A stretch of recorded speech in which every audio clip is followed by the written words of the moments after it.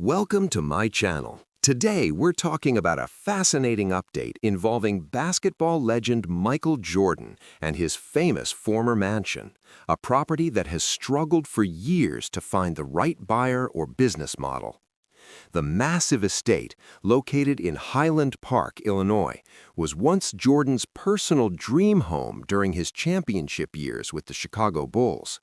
The property is enormous, covering about 56,000 square feet and sitting on roughly 7 acres of land. It includes luxury features like a full-size basketball court, a cigar room, a wine cellar, a putting green, and the iconic front gate with Jordan's famous number 23. Recently, the mansion made headlines again because its current owner, real estate investor John Cooper, has decided to remove the property from the rental market after several attempts to turn it into a profitable venture failed.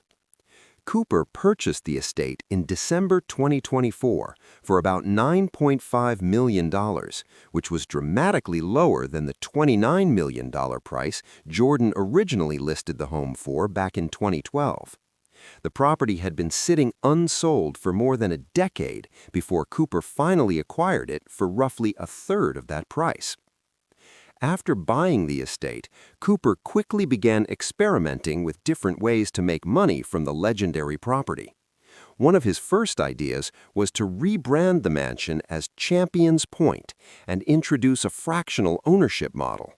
The plan was to sell shares for $1 million each, allowing buyers to spend 1 week per year at the mansion while hosting up to 20 guests. However, that plan ran into serious problems when officials in Highland Park, Illinois, updated zoning rules in a way that effectively blocked the proposal. Without approval from the city, the fractional ownership concept could not move forward. After that setback, Cooper shifted his strategy toward short-term and long-term rentals.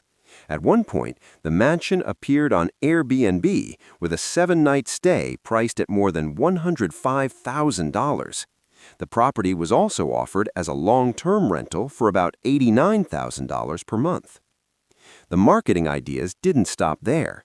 Cooper even tried promoting the mansion as the ultimate destination for fans during NCAA March Madness, offering the entire estate for $230,000 during the month-long college basketball tournament.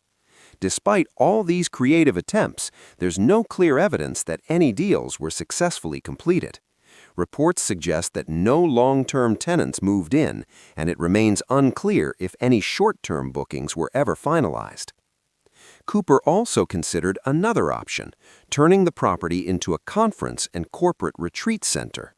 The idea included possibly working with a nearby nature center for additional parking and event space, but local officials reportedly showed little interest in supporting that plan either. Interestingly, the struggle to monetize the property mirrors the difficulties Jordan himself faced when trying to sell it. After his divorce from Juanita Vinoy, Jordan put the mansion on the market in 2012 for $29 million. However, it sat unsold for nearly 13 years before finally being purchased by Cooper for roughly a third of that price.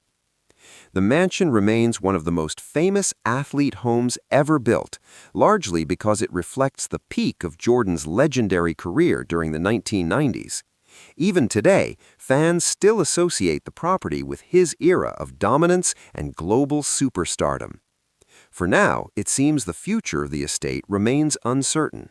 Whether it eventually becomes a private residence again or finds a new purpose as a luxury destination, the story of Michael Jordan's former mansion continues to capture the attention of basketball fans and real estate watchers alike. And that's the latest update on the legendary home once owned by Michael Jordan. If you enjoyed this video, make sure to like, subscribe, and turn on notifications for more fascinating sports stories and updates. Thanks for watching, and I'll see you in the next video.